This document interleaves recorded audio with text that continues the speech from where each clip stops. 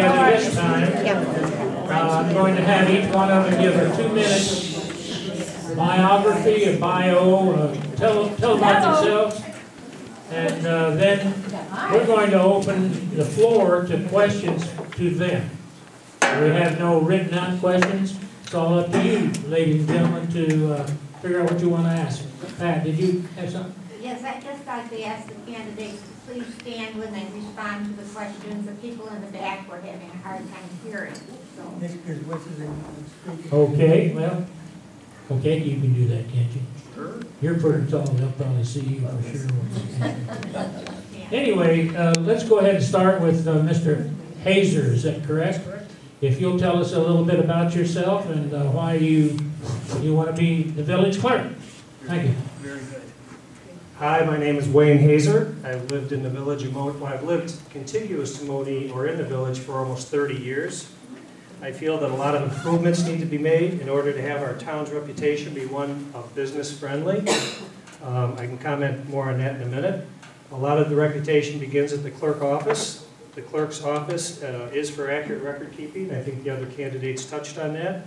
And promoting public access as requested. And anticipating needs for the community. My personal background, I've been in outside sales as a manufacturer's rep for 20 years. I worked for a Fortune 200 company as the office manager and running customer service, and I think that's what we need in the clerk's office. We need a friendly environment with accurate detail and a smile on your face when you come in. I know businesses have had a hard time being developed in this area. I can speak first-handedly. My wife owns a business in town, and we had a heck of a time getting things done on time, which ended up costing us money. And that's really the name of the game. I think the clerk's training is something that I can handle. It's a matter of customer service and respecting the constituents and the businesses coming into town and treating everybody with dignity. Thank you. Thank you. Thank you, Wayne. We have so many microphones here, we don't know what to do with them. Go ahead, Margaret. First, I want to thank everyone for coming out tonight. My name is Margaret. Everybody knows me by Missy. In fact, Dave just said I didn't know you were Margaret, but yes, I am. I've lived in the village of Monee for 17 years. Missy? Yes, sorry. I've lived in the village for 17 years. Between my husband and I, we have 5 children and 11 grandchildren. I have worked for the village since February 2001, so I've been there just a little over 12 years. And I think tonight we need to clarify the role of clerk versus the role of an employee at the village and the difference of the two. Just to touch on what Mr. Hazer had said, when you come into the village to get something running a business, you're dealing with the business department, the inspectors, things like that. That has nothing to do with the clerk's office. So I think tonight's a good night to get that straightened out, what the role of the clerk is, and I'm happy to discuss it with you. Okay, Nancy? Hi, everybody. Can you hear me? No. No. You got to hold this thing like this. Right next to you. Right up here. Oh, Okay. Can you hear me now? Can you? Okay. My name is Nancy. I've lived in Monee for the last 15 years. I'm also a homeowner. I am a corporate paralegal by trade. I worked for Kirkland & Ellis for 8 years as a senior corporate transactional paralegal. And right now I'm working for William Wrigley Jr. Company as a senior paralegal in compliance. So we deal with ethics and corporate compliance, competition law, and things like that. Okay, got it. Anyway, as for the role of clerk, I think I've been in a position I've been a paralegal for 17 years that I think I can manage what is being asked. Thank you. Ladies and gentlemen, if you have questions for the candidates, let's ask now.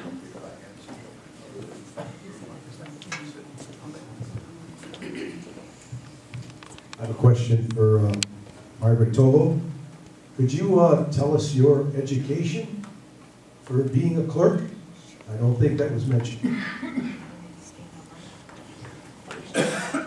When I first started with When I first started with the village, I started answering phones and worked my way up to deputy clerk under Tim O'Donnell and the board. So one thing that you have to know is this is being elected now. You were appointed by the mayor with the consent of the board. So the board had to agree to your appointment. So I was appointed in 2003 as the deputy clerk under that administration. And then in 2009, I was appointed village clerk with, again, the consent of the entire board to be the village clerk, and I've been in that role since.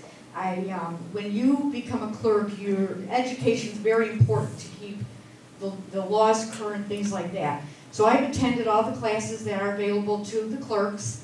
You receive designations. So your first one is a registered clerk, which I received in 2006. I went on to the education and became a certified clerk in 2007. And then the highest designation is a master municipal clerk, and I achieved that in 2012. A master municipal clerk is the highest designation that you can get, and I am one of 1,165 worldwide.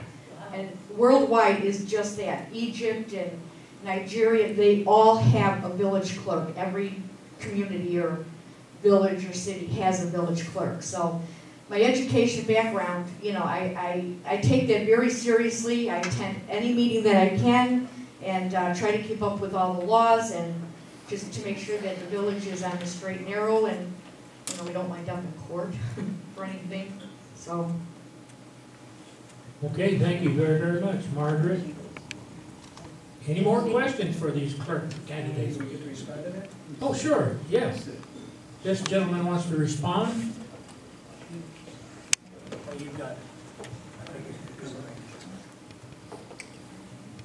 I think that anybody up at this table running for clerk has the education. I've got a college education. I'm sure that Nancy has a college education, and her credentials precede her, as she explained. I think regarding the clerk and the job that's being done here in the village, you have to understand that the Illinois Attorney General has certain expectations for all elected officials, which include the clerk and the FOIA officer, who is appointed by ordinance. Now, in spite of all the gratuitous titles of our current clerk, the village has accumulated an unprecedented 153 complaints at the Attorney General's office. These complaints should not be taken lightly, especially considering previous years had none. So we might be able to tout our titles, but I don't think the work's getting done. Somebody's upset.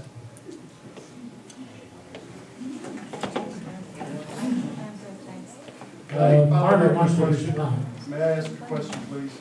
I'm sorry, I just am very curious. First is a statement and a question. There was never FOIAs up until this last few years. As far as all those numbers you just talked about, how many were founded, sir? There were accusations. How many? Actually, while the Attorney General rarely shows their teeth by issuing binding opinions, many of the complaints warranted a directive to the village to change the practices. So what matters more to you, frivolous titles or exceptional service, which I can offer? Well, I can answer that first question. First off, the FOI, I am the FOI officer for the village of Monee, and it was not done by ordinance. Point of clarification, Mr. Azer. Second off, there are a select few, is what I would call them, that like to bombard the office of clerk with FOIs. And I would challenge the number of Attorney General things that Mr. Hazer just said. And I will tell you right now, not one has been founded. Not one. So. Okay, Mrs. Toval. Well, I have to. We put the time on you, that's okay. And we're going to do that for everyone. Anyone else? Nancy? No, I'm good. Thanks. Okay. I know. Mr. Hazer? Okay. I have a question. Yeah. Wait till you get a mic so people in the audience can hear you also.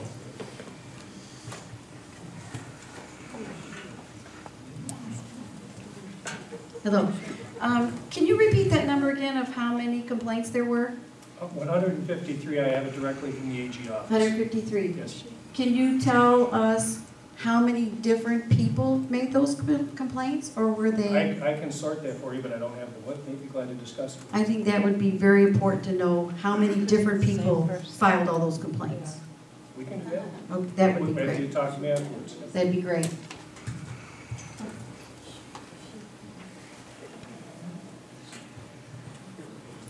We have a gentleman there in the back.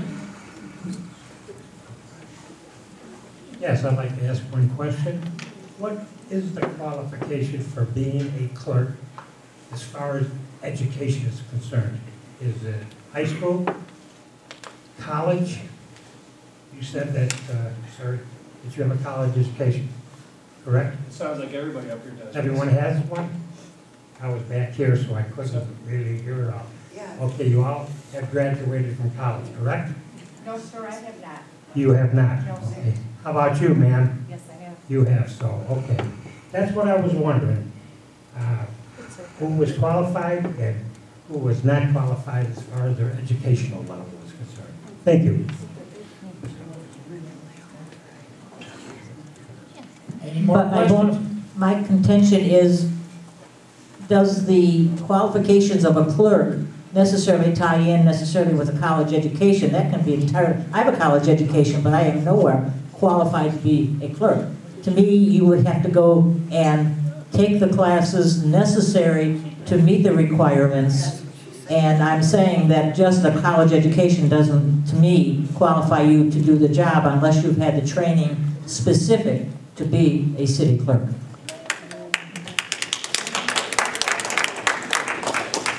Hi there. Can you hear me now? No. No? As for training, I think if you have a legal training, especially with statutes and corporate resolutions, minutes, attending board meetings, I think that you have the mind to be able to pick up what is necessary in this position. Also, I believe ordinances fall under the category of statutes. So, I mean, realistically, it would be more of a legal position than it is just an administrative position.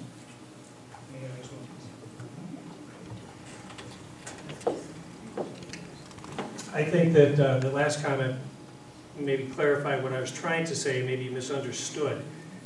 Missy's taken the classes. All I'm saying is that the classes are something that I think all three of us can take. And when you're in office, Missy was taking the classes when she was in office, and I'm willing to do that, obviously have to do that. It's an attainable spot to be. I have accomplished some things in my life. I'm not saying that college education is any better than a high school education in some jobs. That's not the point. What I was trying to say is I have made it to one point, and I can learn the clerk's job asking these ladies. This question's for Missy. How many hours per week are used I as can't see village who's clerk? talking. Can this person stand up? Oh, hi. Oh, it's ours. How many hours per week are used as village clerk? Well, that would vary week to week. On board meeting nights, and a couple days prior, we put packets together. It really depends. My agendas are done mostly during the day when the administrator's there, because he's the one that makes or gives me the information for the agendas. As far as the minutes, I do those on my time, weekends, evenings, whatever. But we're busier in the clerk's office when it's a board meeting a few days beforehand. And I did want to stress one other thing. Continuity in the clerk's office is, over the years, I've noticed to be extremely important. When Mayor O'Donnell first became mayor, he appointed a lady that did not work inside of our office.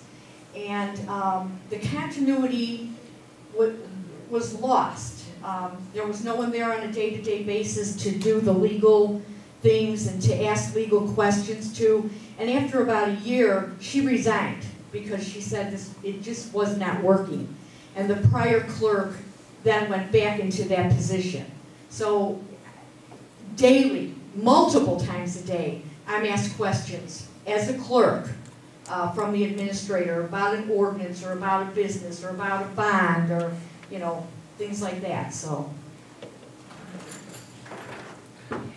Any other questions? Mr. Hazer, I wonder what makes you think you're qualified to be the village clerk based on your background in business? I think I'm qualified to take the classes and I'm able to, that are necessary for the position. I think I have the intelligence and the attitude to go ahead and take the classes. My business experience in customer service and building a customer base for nearly 30 years, almost 20 years in the current position that I'm in. And I realize that the clerk's office is different from the office manager and other things that go on in the village, but it's hard to discern that when you have, you know, a family inside the village hall and the 3 jobs pulled together like that. I think the frustration that I've seen in this village, I just want to be able to get into office, be able to take the classes, and with a team, focus on a vibrant culture, trying to get this community well known for being business friendly. I think learning the job is very important, but you've got to be there first. Same as Missy did. She got in and she was a deputy clerk and then she got promoted. It's a natural progression. Continuity is a good thing. You can't deny that. But it's time for an improvement.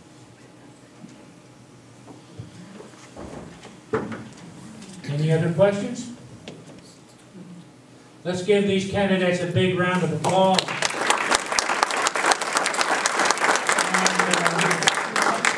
Sid, you wanted me to make an announcement? You can make it. You're right there. I'd like to be up front. Just in case some of you are here that want to vote and haven't registered, I'm a registrar. I have my registration certificates with me, or the paperwork tonight.